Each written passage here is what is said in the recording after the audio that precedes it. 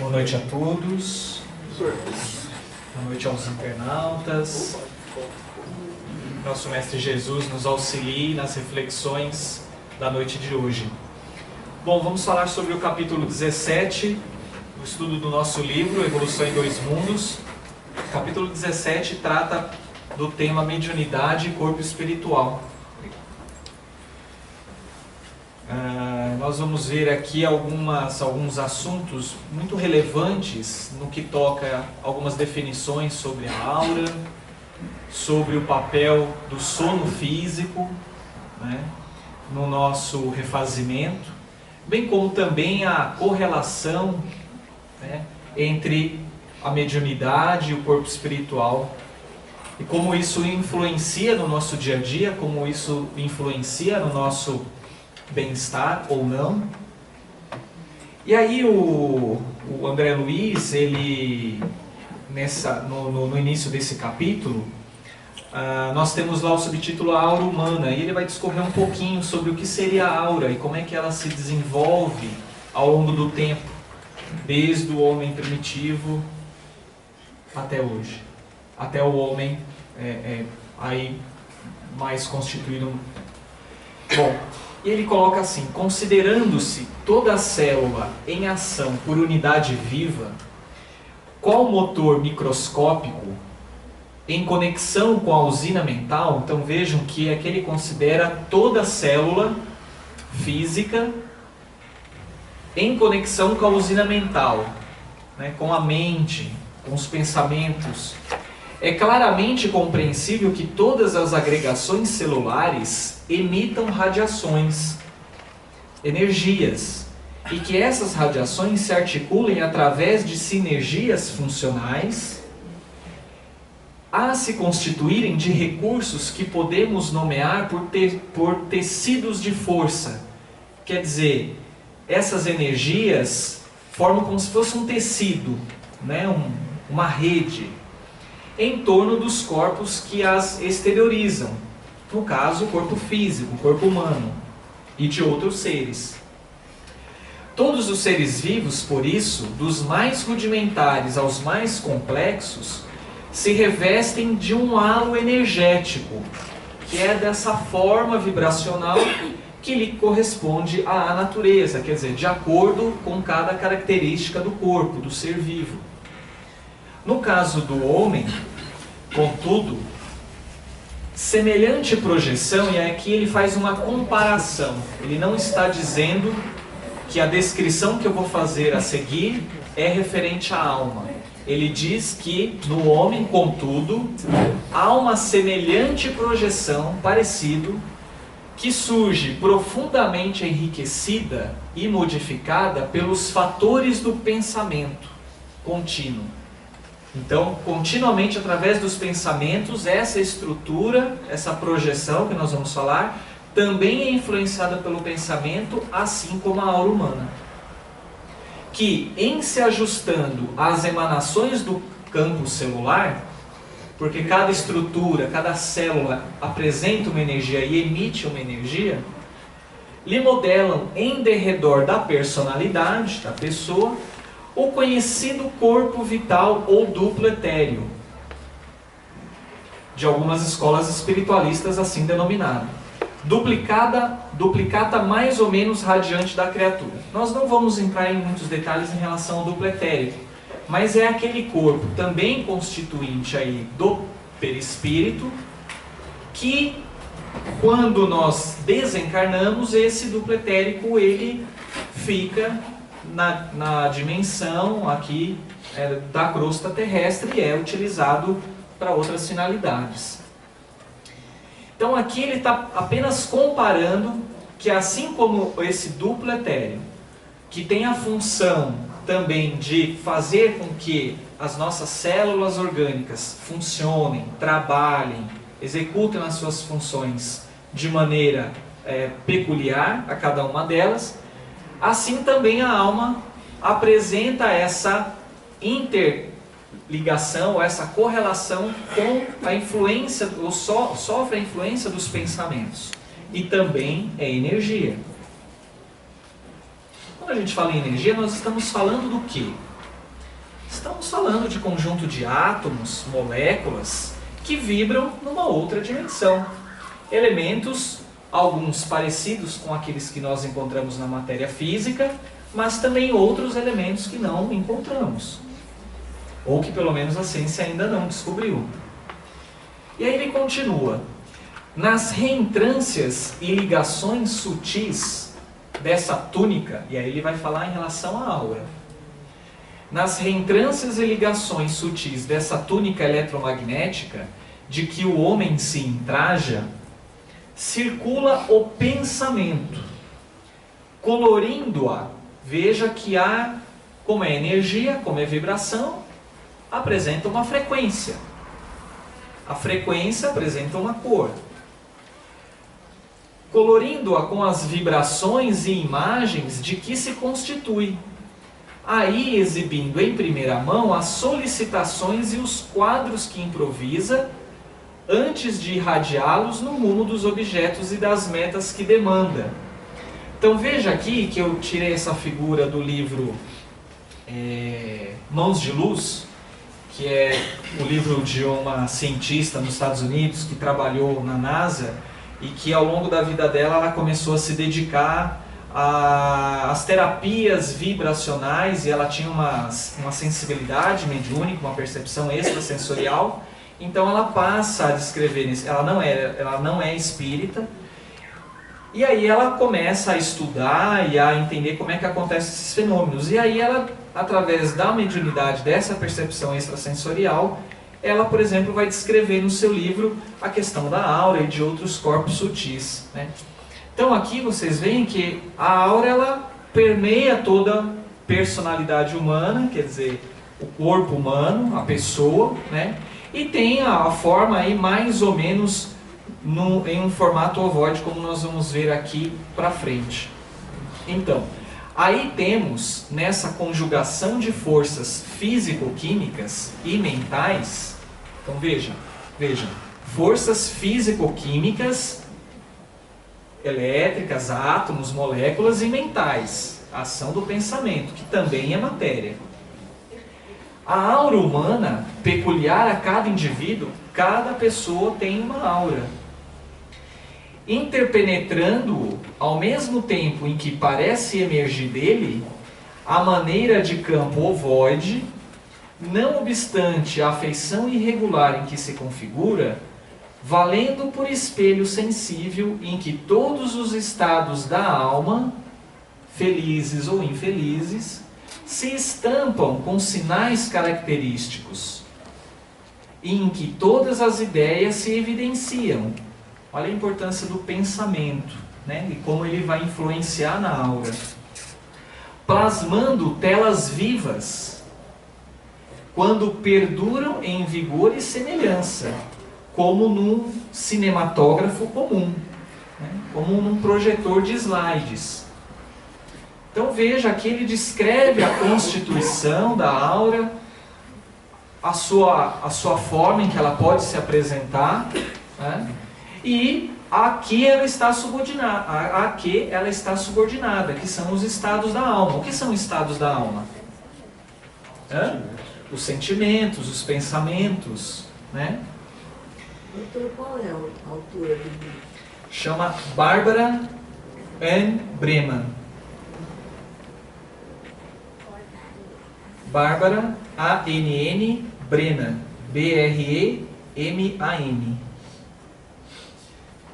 O livro chama Mãos de Luz. É um excelente livro para aqueles que querem conhecer um pouquinho mais sobre corpos sutis e a parte da medicina vibracional. Bom, o próximo item é mediunidade inicial. E vamos ver o que o autor espiritual nos coloca nesse trecho. A aura é, portanto, a nossa plataforma onipresente em toda a comunicação com as rotas alheias, antecâmara do espírito, em todas as nossas atividades de intercâmbio com a vida que nos rodeia. Ela é que permite, né, a nossa influenciação sobre o meio e também receber essa influenciação, e se transforma e se modifica perante essas influenciações. Além da atividade mediúnica. Então, em todas as nossas atividades de intercâmbio com a vida que nos rodeia, através da qual somos vistos e examinados pelas inteligências superiores. Somos sentidos e reconhecidos pelos nossos afins e temidos e hostilizados ou amados e auxiliados pelos irmãos que caminham em posição inferior à nossa. Ou seja, a aura, na verdade, é como se fosse o cartão de visita. Né? Você vê o cartão de visita, talvez você não conheça a pessoa como ela é, né? Por completo. Mas às vezes pelo cartão você já pode ter uma ideia, vamos dizer assim, a grosso modo, obviamente, né? Só para que a gente possa entender melhor. Bom, e ele continua. Isso porque exteriorizamos de maneira invariável o reflexo de nós mesmos. Então, a maneira como nós somos, como agimos, como pensamos, isso vai refletir na aura, isso vai auxiliar na caracterização da aura. Nos contatos de pensamento a pensamento, sem necessidades das palavras para que os espíritos possam reconhecer em nós. Eles não precisam conversar com a gente para saber como nós somos.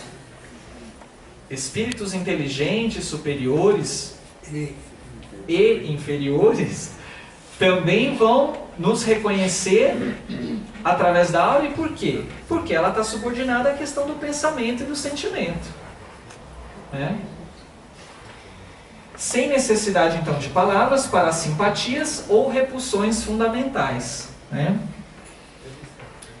E é por essa couraça vibratória, espécie de carapaça fluídica, né, em que cada consciência constrói o seu ninho ideal, sua forma de ser, sua forma de agir, a sua afinidade por determinadas coisas, pessoas, entidades, que começaram todos os serviços da mediunidade na Terra.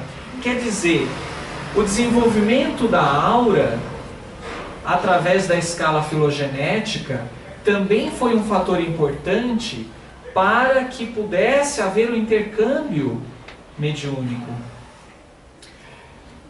Isso porque, né, considerando-se a mediunidade como um atributo do homem, um atributo natural, do homem encarnado para corresponder-lhe com os homens liberados do corpo físico.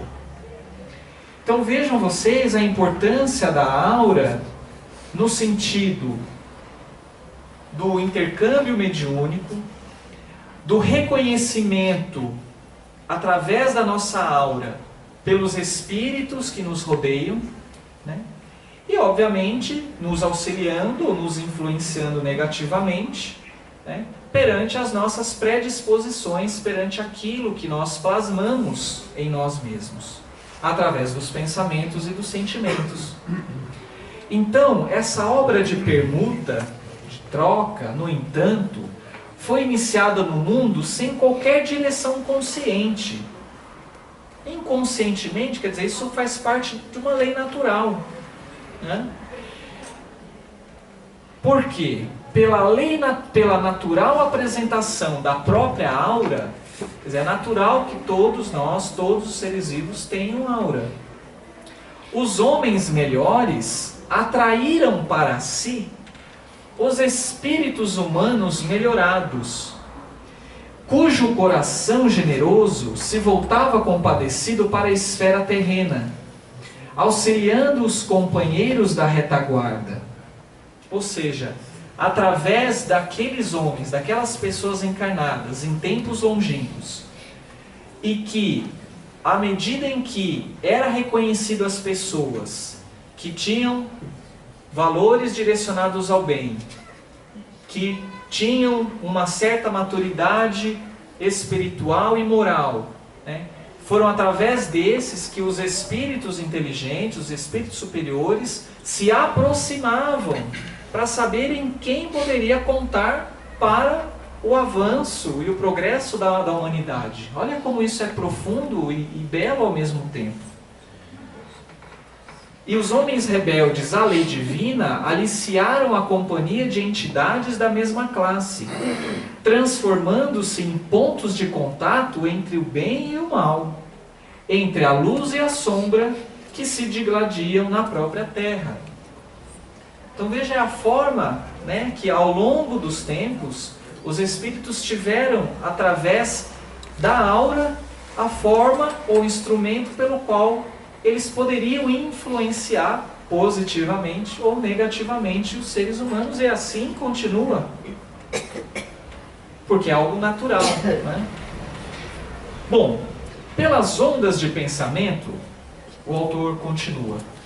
Então, pelas ondas de pensamento a se enovelarem umas sobre as outras, segundo a combinação de frequência e trajeto, né? Obviamente isso depende do quê? Da vontade, né? E daquilo que se direciona. Então, segundo a combinação de frequência e trajeto, natureza e objetivo, encontraram-se as mentes semelhantes entre si, formando núcleos de progresso em que homens nobres assimilaram as correntes mentais dos espíritos superiores, para gerar trabalho edificante e educativo, ou originando processos vários de simbioses em que almas estacionárias se enquistaram mutuamente, desafiando debalde os imperativos da evolução, estabelecendo obsessões lamentáveis, a se elastecerem sempre novas nas teias do crime ou na etiologia complexa das enfermidades mentais. Isso aqui também não é só de antes, isso continua acontecendo, né? Isso continua acontecendo.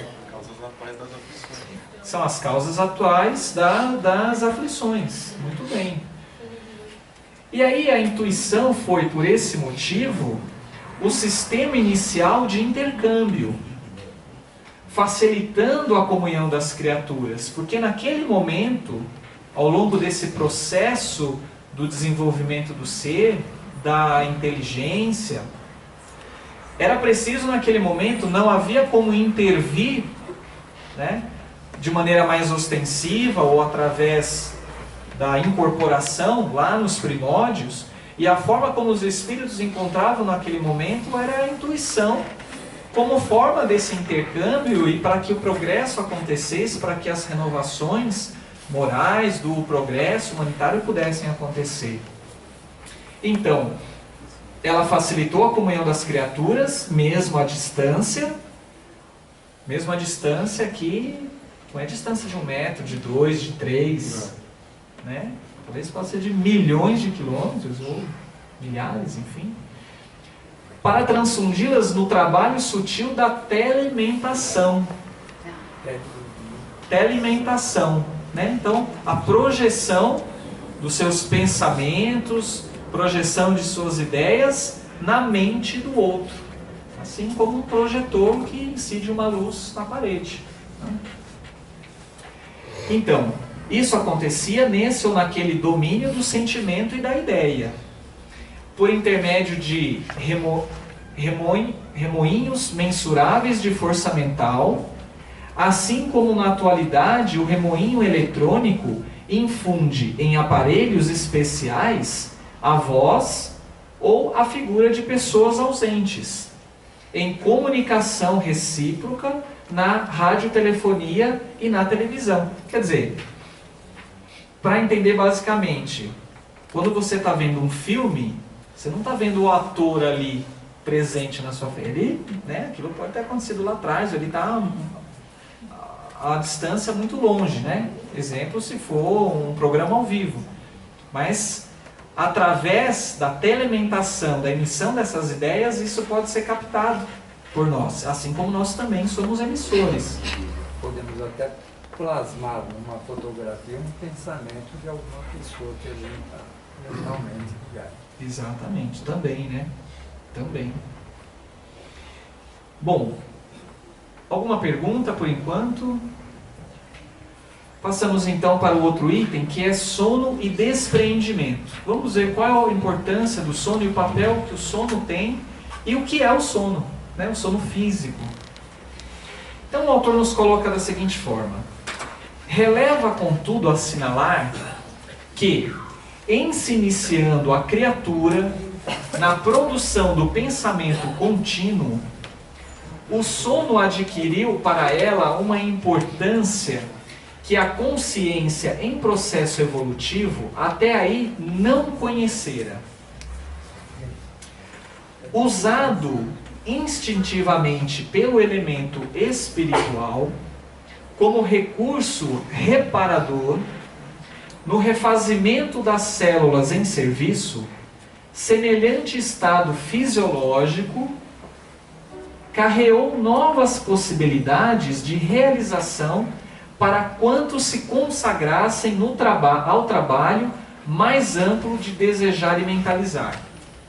Então vejam vocês o seguinte, que à medida, e nós já comentamos isso em aulas anteriores, à medida em que o ser, não sei se vocês lembram, foi uma aula que nós comentamos sobre o homem primitivo, até chegar ao homem que nós conhecemos hoje, a questão da aquisição do pensamento contínuo. À medida em que o homem passa a ter o pensamento contínuo, trabalho mental, ele passa a necessitar do sono como forma de equilíbrio para as suas células físicas e também, como nós vamos ver, também como uma oportunidade para o seu espírito de aprendizagem e de contato com os seres do mundo espiritual. Queiramos ou não, né? Isso acontece. E nós vamos ver como isso pode acontecer. Ansiando livrar-se da fadiga física, após determinada cota de tempo no esforço da vigília diária, ou seja, das nossas atividades do dia a dia, e por isso mesmo entregue ao relaxamento muscular, o homem operante e indagador adormecia com a ideia fixada a serviços de sua predileção. Quer dizer, o homem ainda se mantinha com a mente fixada, muitas vezes nas sociedades primitivas e no homem primitivo, relacionado ao que ele fazia no seu dia a dia, a pescar, a produzir, a plantar, né?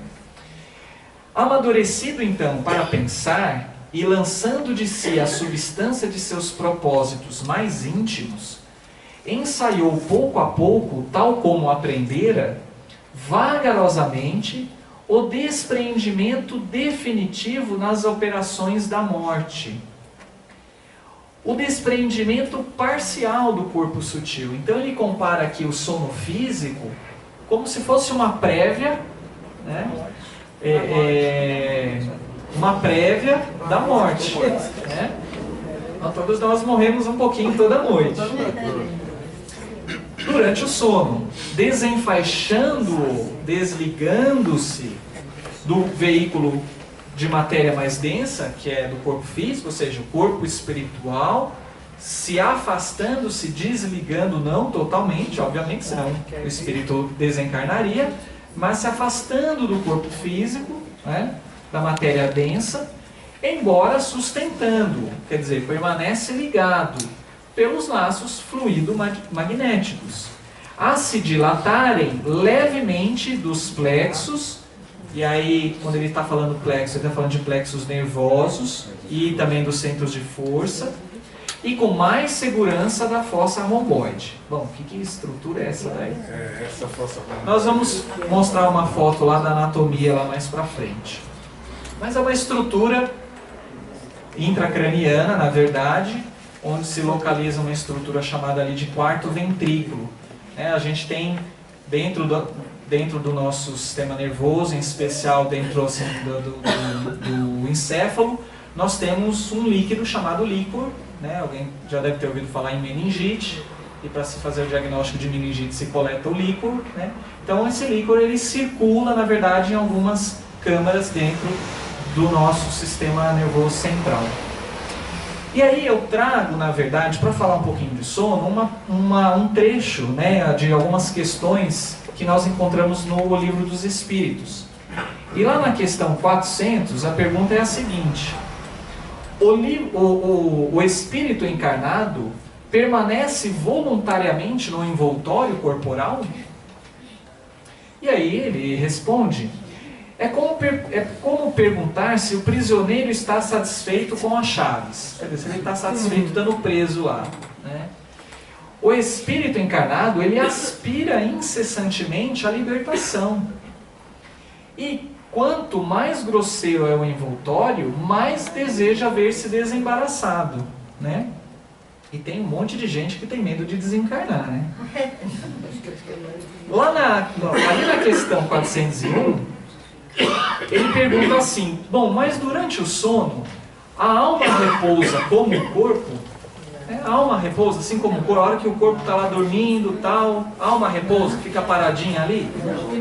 Não, né? O espírito jamais fica inativo. Durante o sono, os liames, as ligações, né, que o unem ao corpo, se afrouxam, enfraquecem. E o corpo não necessita do espírito. Então, ele percorre o espaço e entra em relação mais direta com os outros espíritos.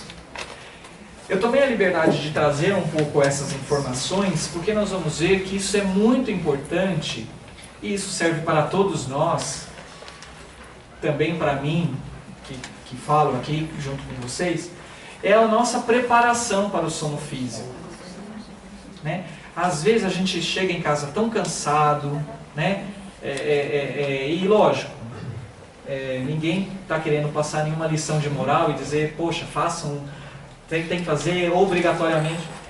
Claro, vai ter situações que a gente vai, se a gente conseguir lembrar e começar a ter o hábito, talvez isso vire uma rotina mais frequente. E às vezes até quando nós chegarmos cansados ou preocupados em casa, talvez a gente, pela disciplina, pela rotina, pelo hábito, a gente vai fazer isso com mais naturalidade, né?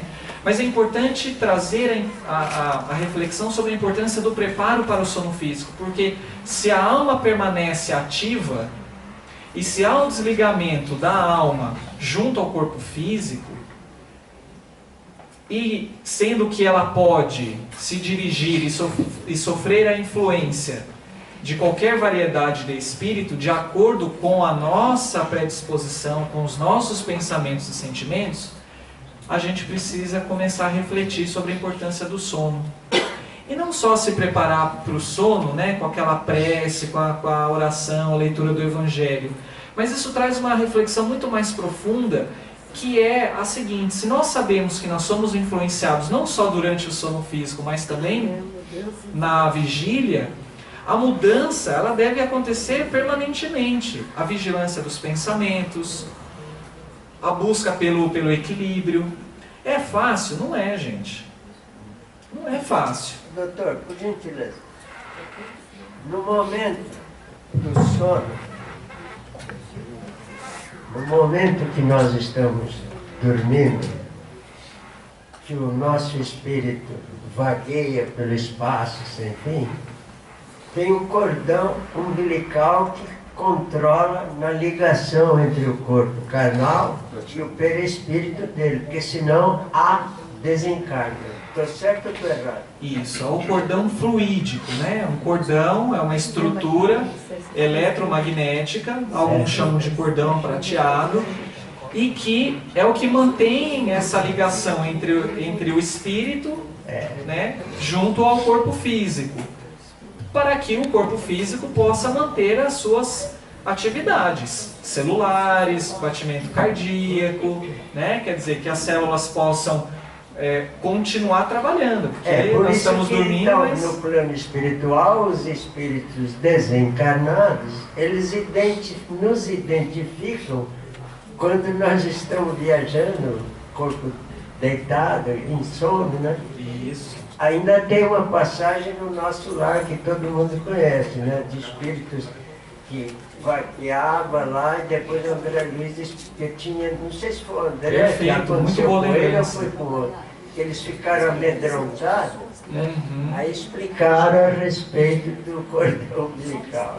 Isso, desse cordão fluídico. Muito bem lembrado, viu? Gustavo, Legal. só a preparação para o sono está na 919A do Livro dos Espíritos. Santo Agostinho nos chama bem a atenção de como ela deve ser. Questão 904. 919A. 919A.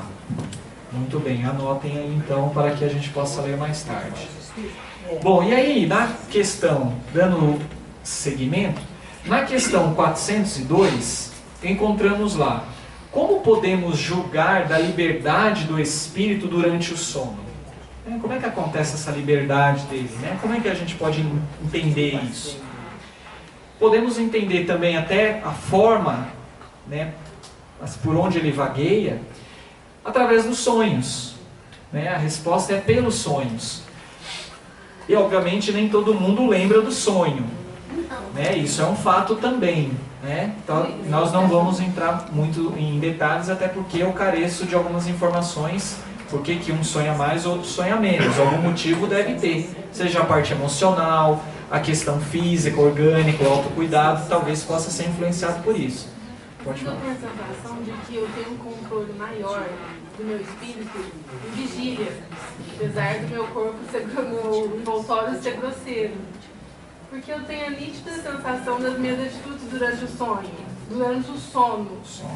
E eu me envergonho delas. Às vezes eu tenho a sensação de que quando eu estou acordada, está tudo sob controle. Porque eu não tenho esse controle quando eu durmo. Parece que o meu espírito, ele fica muito livre. Então, assim, eu acho que a encarnação é uma escola importante porque a gente está aqui em treinamento, em educação, né? Mas, às vezes eu fico, parece um duplo caráter, que aqui eu sou mais certinha e lá eu... Thalita, se isso te consola, todos nós temos esse duplo caráter. Viu? Fica tranquilo, não é só você. Mas é importante isso que você está dizendo, né? Porque, na verdade, isso só vem a pontuar e a mostrar que, na verdade, quando nós estamos durante o sono físico, essa liberdade ela é maior. E nós não estamos julgando aqui o que pensamos, o que lembramos do sonho, onde nós estivemos, porque cada um é um, tem a sua história, tem as suas necessidades, os seus desejos, etc. Mas eu acho que o mais importante é que a gente, e que a ciência, sobretudo, comece a ter um outro olhar sobre o sono, que a gente desenvolva pesquisas e o entendimento da importância, por exemplo, dos distúrbios do sono, o que eles podem representar em termos de mediunidade, em termos de obsessão. Você está entendendo? Eu posso dizer assim que eu percebo que quando eu não estou bem espiritualmente, eu percebo que eu não consigo descansar aqui, que o meu sono não é reparador. Mas essa é uma observação minha, pode ser que para ela seja outra coisa. Exatamente, entendeu? Então eu acho, então parece que para algumas pessoas também parece que é isso. Então acho que é isso que a gente precisa começar a discutir e trazer isso em dados palpáveis. Né? Pois não, Isabel? Essa observação Leve o microfone lá para ela, por gentileza. Obrigado. Assim os internautas também. Essa observação que ela fez me fez lembrar, as gestantes no início da gravidez costumam dormir mal, ficar mais acordadas, parece que os espíritos construtores até fazem isso para que ela seja mais dona de si mesmo, mais acordadinha. Elas dormem mal, tem problema no comecinho da gravidez, para facilitar. Acho que é no livro do André Luiz, não sei qual, fala sobre isso. Então acho que deve ser verdadeiro. Pois é. Não, a influência ela é constantemente, mas possivelmente com desprendimento, com sono físico, obviamente o espírito vai ter maior liberdade e talvez a influenciação enfim, esse intercâmbio vai ser mais facilitado. Bom, então, onde nós paramos aqui? Saber que quando o corpo repousa, o espírito dispõe de mais faculdades que no estado de vigília. Tem a lembrança do passado e às vezes a previsão do futuro. Adquire mais poder e pode entrar em comunicação com outros espíritos, seja deste mundo, seja do outro. No caso, entre os próprios encarnados, quanto os desencarnados. Frequentemente dizeis: tive um sonho bizarro, um sonho horrível. mas que não tem nenhuma verossimilhança. É o duplo caráter que a Thalita falou, né? Engana-te.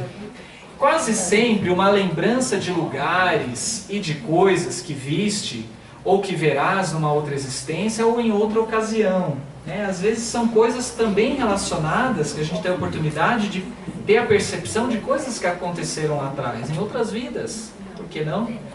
Ou, como ele mesmo colocou ali inicialmente, a previsão em relação ao futuro. O corpo estando adormecido, o espírito trata de quebrar as suas cadeias. Lembra lá aquela figura lá do prisioneiro, né? Para investigar no passado e no futuro. Nós aspiramos liberdade naturalmente. Portanto, o sono liberta parcialmente a alma do corpo. Quando o homem dorme, momentaneamente se encontra no estado em que estará de maneira permanente após a morte. O sono, e essa frase aqui embaixo, esse trecho, eu acho que é um trecho belíssimo, né? O sono é a porta que Deus lhes abriu para o contato com seus amigos do céu. Poxa, se é a porta que Deus abre para a gente, por exemplo, encontrar com o nosso mentor, ter a percepção maior dele e de outros seres, para que a gente possa nos organizar para as nossas tarefas, para reassumir e reafirmar compromissos, por que não dar valor ao sono? Né? Por que não cuidar do nosso corpo físico, mas também dos pensamentos e dos sentimentos, para que a gente possa ter um sono adequado? Pois é a porta que Deus abriu a cada um de nós. Né? Muito profundo isso. É o recreio após o trabalho. Aí você lembra lá das crianças, né? Dá o sinal, é aquele momento de felicidade, não é? Vai brincar, vai comer o lanche, vai encontrar o coleguinha lá, né? Momento de felicidade, né? Enquanto esperam o grande livramento, a libertação final que deve restituí-los ao seu verdadeiro meio, à sua verdadeira pátria. E aí, voltando ao livro, o autor nos coloca que, encetado o processo de sonolência iniciado, com as reações motoras empobrecidas e impondo mecanicamente a si mesma o descanso temporário, no auxílio às células fatigadas de tensão, né, a musculatura tensa, né, isto desde as eras remotas em que o pensamento se lhe articulou com fluência e continuidade no ser humano, permanece a mente através do corpo espiritual, na maioria das vezes, justaposta ao corpo físico. Olha o cordão ali, que foi comentado anteriormente, né? O liame, que liga o corpo físico ao corpo espiritual, ao perispírito. Semelhante à guisa de um cavaleiro que repousa ao pé do animal, que protege, que observa o animal. Então veja o quanto essa questão do sono era importante. E aí ele continua também em relação a esse despreendimento do corpo, do perispírito durante o sono físico. E aqui ele vai entrar em mais detalhes de como isso se processa e aonde isso está ligado ao corpo físico, né? Então, isso é quer dizer, esse processo ele mobiliza os recursos do núcleo da visão superior no diencéfalo. Calma, nós vamos falar da slide posterior. De vez que aí as qualidades essencialmente ópticas do centro coronário lhe acalentam no silêncio do desnervamento transitório todos os pensamentos que lhe emergem do seio. Então aqui o que ele está querendo dizer é que há algumas estruturas do nosso cérebro físico que sofre modificação, né, para que haja também esse relaxamento do corpo físico, para que possa haver esse desligamento temporário, esse despreendimento.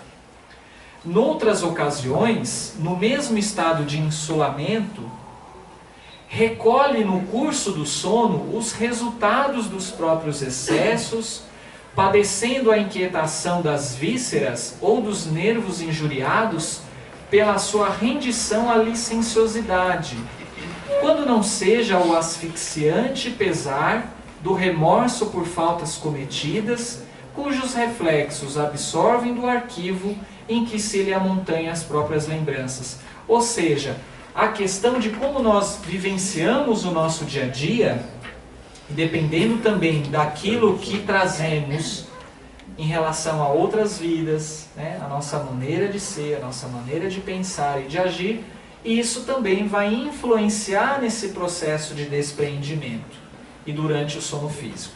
Então tá aqui, olha, vamos mostrar aqui onde está o diencéfalo, que é essa estrutura em vermelha, obviamente que com a projeção da luz está um pouco difícil de ver, mas é essa região, vou tentar... Aí ele vai apagar a luz, vamos ver se isso ajuda um pouco. Mas essa região bem central aqui no nosso cérebro é a região do diencéfalo. O diencéfalo, ele é uma estrutura cerebral extremamente importante, porque é nele que se encontra a glândula pineal, que como nós já tivemos aqui ao longo do tempo, das aulas, né, junto com a Fernanda, ela nos deve ter colocado aí a questão da própria melatonina, que ajuda na questão do sono, hormônio extremamente importante. É nele que encontramos a região do hipotálamo, onde é uma área dentro, fica mais ou menos nessa região aqui, onde ele é responsável pela regulação da fome, né, do nosso apetite. É onde se encontra um sistema chamado sistema límbico, relacionado às emoções, onde vai produzir hormônios, onde vai regular a temperatura corporal, vai liberar também outros hormônios através dessa glândula aqui, chamada de hipófise. É onde a estrutura pelo qual todos os feixes nervosos, por onde passam os impulsos relacionados à sensibilidade, ao tato, à dor, enfim, também passa por essas estruturas, até chegar, obviamente, na região mais de córtex cerebral. Podemos acender a luz. Então, é nessa região, né, que ocorre essa alteração, uma região ligada ao plexo coronário, ao centro de força coronário, e aonde, obviamente, há todo esse processo de modificação para o desprendimento. E aí eu fico imaginando, aí conforme a Thalita comentou anteriormente, a Isabel, enfim, é que talvez a gente entender, para a gente ter a percepção de que se nós queremos ter um equilíbrio do ponto de vista físico, hormonal, de relaxamento, em relação à questão até da influência sobre as emoções, enfim, a modulação da dor, né? Obviamente, talvez, tendo um preparo, uma higiene mental para o sono, obviamente o nosso organismo físico poderá estar se refazendo de maneira que haja esse equilíbrio, essa homeostase, né, ao longo do dia seguinte, por exemplo, após o sono físico. E a gente precisa destacar também o papel da influência dos desencarnados, que, segundo o autor, numa ou noutra condição, todavia, é a mente suscetível à influenciação dos desencarnados que, evoluídos ou não, lhe visitam o ser e são atraídos, né, pelos quadros que se lhe filtram da aura. Veja o papel da aura, né? Veja que é ela que vai permitir também com que haja essa aproximação de espíritos mais evoluídos ou não, ofertando-lhe auxílio eficiente quando se mostra inclinada à ascensão de ordem moral, ou sugando-lhe as energias e assoprando-lhe sugestões infelizes, quando pela própria ociosidade ou intenção maligna, adere ao consórcio psíquico de espécie aviltante, que lhe favorece a estagnação na preguiça ou envolve nas obsessões viciosas pelas quais se entrega a temíveis contratos com as forças sombrias. Mostrando então aqui o papel que a aura tem sobre a influência espiritual e obviamente também isso podendo acontecer durante o sono físico. Portanto, o pensamento contínuo em fluxo insopitável desloca-lhe a organização celular perispiritual à maneira do córrego que em sua passagem desarticula da gleba em que desliza todo um rosário de seixos, dessas pedrinhas aqui tortas, né? Então veja que o pensamento contínuo, né, ele é o rio. E, obviamente, a organização celular vai de acordo com o pensamento. Então, o nosso perispírito, ele se modela, se ajusta, se adequa e é influenciado pelo pensamento. O que vai fazer a pedra sair de um lado para o outro vai ser a água do rio, que no caso é o pensamento, né? E assim como os seixos soltos seguem a direção da corrente, lapidando-se no curso dos dias o corpo espiritual, lapidando-se no curso dos dias, o corpo espiritual acompanha de início o impulso da corrente mental, que é isso que nós comentamos anteriormente. Bom, e o papel da mediunidade nisso, né? Quer dizer, como é que a mediunidade teve, qual foi a sua relação à medida em que ela começa a ser desenvolvida no ser, ao longo da escala filogenética, né? Como é que isso aconteceu, né? Como é que isso era influenciado? Então, inicialmente, começaram na Terra os movimentos da mediunidade espontânea, né?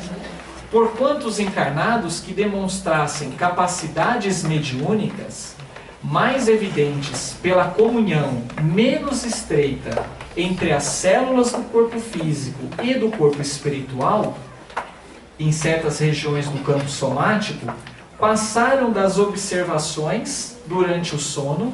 Então veja que tudo começou também durante o período do sono. Por quê? Porque era o momento que a alma, o espírito, se desligava do corpo físico. Então a influenciação, o auxílio, a comunicação se dava durante o sono físico. Começou dessa forma, né? Então, passaram das observações durante o sono às observações da vigília. A princípio eram fragmentárias essas que aconteciam durante a vigília, mas acentuáveis com o tempo, conforme os graus de cultura a que fossem expostos. É assim que, por exemplo, o lavrador no repouso físico retorna em corpo espiritual ao campo em que semeia, entrando em contato com entidades que amparam a natureza. O caçador volta para a floresta, o escultor regressa frequentemente no sono ao bloco de mármore de que aspira a desentranhar a obra-prima, o ceareiro do bem volve à leira de serviço em que se lhe desdobra a virtude, e o culpado torna ao local do crime, cada qual recebendo de espíritos afins os estímulos elevados ou degradantes de que se fazem merecedores.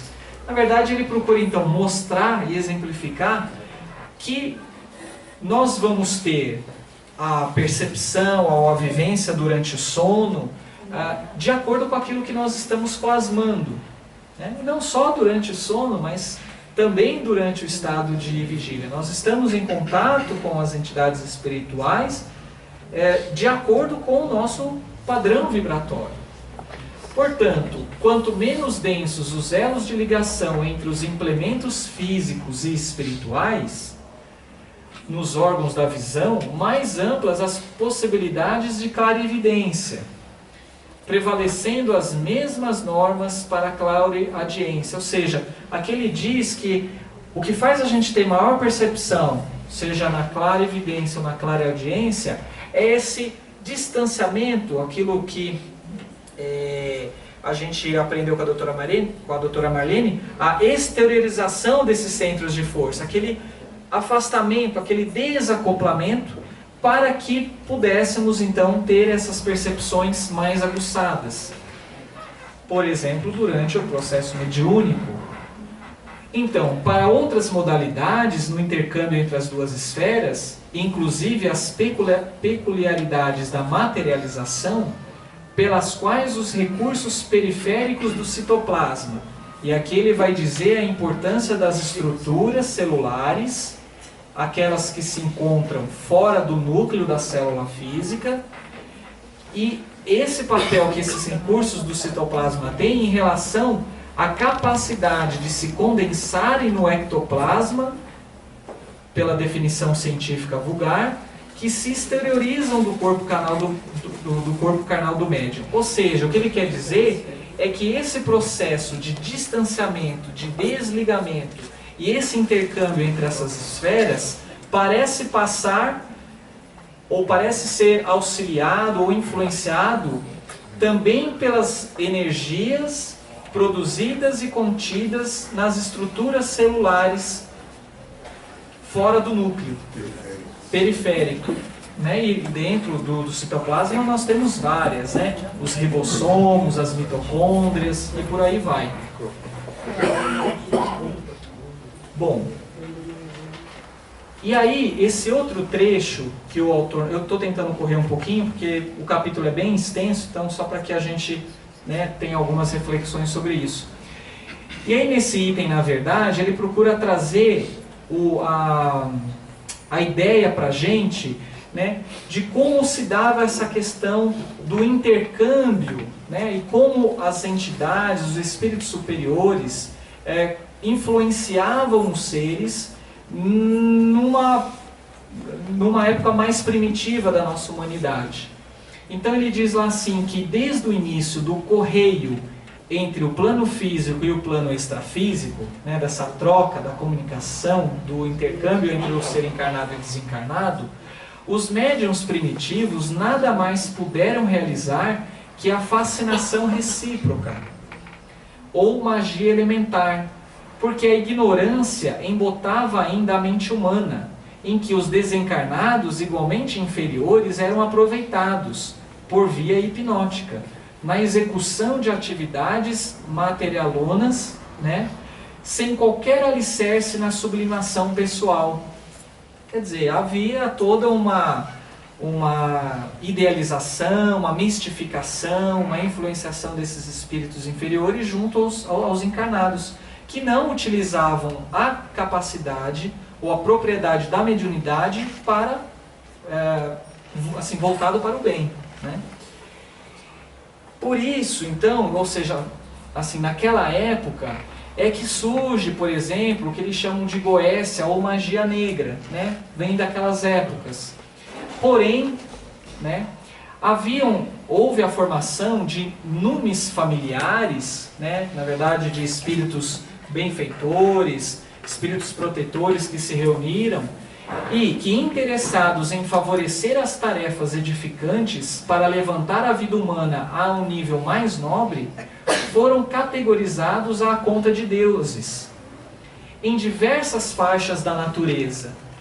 E realmente, através dos instrumentos humanos mobilizáveis, esses gênios, chamados gênios tutelares, incentivaram por todas as formas possíveis o progresso da agricultura e do pastoreio, das indústrias e das artes. Então, foi um recurso que os espíritos superiores tiveram naquele momento, né, porque tinha aquela ideia da punição.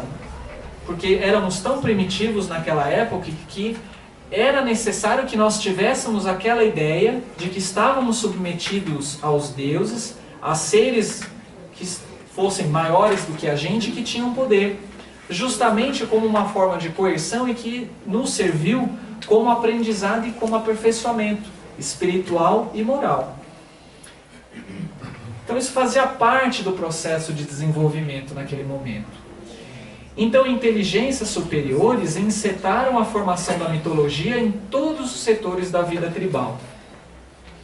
E aí alguém poderia dizer, bom, mas qual é o papel, a função da doutrina espírita e a sua correlação com a vida? Então o autor espiritual nos traz as seguintes informações. Que mediunidade nada tem a ver com os princípios morais que regem os problemas do destino e do ser. Não é porque desenvolvemos mais ostensivamente ou menos ostensivamente a mediunidade, é que estamos isentos dos problemas, das provas e das expiações que temos que aproveitar para o nosso aprendizado, né? Dela podem dispor, e obviamente, se a gente se dedica adequadamente, se a gente procura vivenciar, né, não só mediunidade, mas se a gente procura ser o homem de bem, como está lá no próprio Evangelho, obviamente nós vamos conseguir o amparo e o auxílio dos benfeitores espirituais para o nosso progresso, para o nosso melhoramento.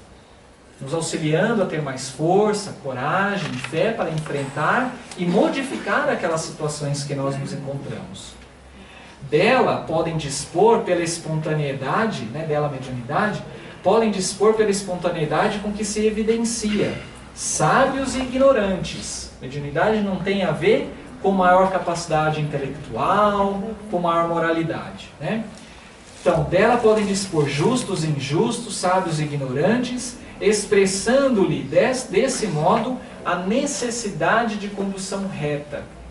É a oportunidade de reajustamento íntimo, pessoal e moral. Esse motivo, porque os orientadores do progresso sustentam a doutrina espírita na atualidade do mundo, por chama divina, cristianizando fenômenos e objetivos, caracteres e faculdades, potencialidades, esse é o motivo para que o Evangelho de Jesus seja de fato incorporado às relações humanas, para que a gente possa cada vez mais se auto-evangelizar, renovando-nos moralmente. Também a mediunidade, para concluirmos, também a mediunidade não requisitará desenvolvimento indiscriminado, mas sim, antes de tudo, aprimoramento da personalidade mediúnica e nobreza de fins, para que o corpo espiritual, modelando o corpo físico e sustentando-o, possa igualmente erigir-se em filtro leal das esferas superiores, facilitando dessa forma a ascensão da humanidade aos domínios da luz. Então este é um capítulo muito rico, muito denso, né? Eu achei que eu não ia conseguir falar em 1 hora, mas deu, né? com as colocações aí dos senhores. Acho que é um capítulo para que a gente possa ler em casa com mais atenção. A aula vai estar disponível, né, via YouTube, e isso possa auxiliar, então, para que a gente possa entender melhor o papel, né, que o corpo espiritual tem junto ao corpo físico, a importância do sono físico, a importância, né, resgatando novamente a importância da mediunidade como um caminho de melhoramento pessoal, não de mistificação, como não só em tempos antigos, mas também hoje, infelizmente, em vários campos, em várias instituições que ainda, infelizmente, ainda não é muito bem compreendido. Que Jesus, o Mestre de amor, de bondade, misericórdia, possa envolver os nossos corações, possa envolver os nossos objetivos, as nossas aspirações mais nobres, para que a gente possa a cada dia se tornar um ser humano melhor, para que a gente possa perceber a importância de cada instante na nossa vida, para que a gente possa enfrentar as dificuldades de uma maneira mais positiva, muitas vezes abstraindo-nos daquela situação, saindo um pouquinho através dos momentos de meditação e prece e vendo que Deus não coloca o fardo, a cruz que nós devemos carregar maior do que aquela que a gente não pode, mas o que a gente suporte, mas Ele também nos coloca não só uma aceitação passiva dessas dificuldades, desses momentos muitas vezes de dificuldade que todos nós passamos, mas que a gente entenda e se motive para que a gente possa modificar a situação, renovando-nos os nossos pensamentos e sentimentos. Porque num período de transição, meus amigos, no momento onde todos nós trazemos a ideia de crise, na verdade, a crise em diversos setores é grande oportunidade de renovação e de transformação. Não nos deixemos levar pela mídia, pelo desespero, pelos movimentos de massa, de achar que a nossa situação não tem solução. Tudo tem solução na vida. Tudo tem solução. A morte é uma solução, o desencarne é uma solução. O adoecimento também é uma forma de solucionar mazelas íntimas que trazemos, reajustes necessários ao nosso aperfeiçoamento.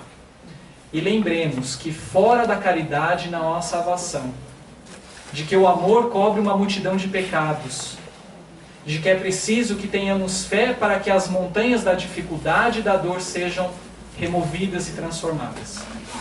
Não nos desesperemos e confiemos em Jesus, porque Ele espera isso de cada um de nós. Que Jesus nos abençoe hoje, agora e sempre. Vamos trabalhar.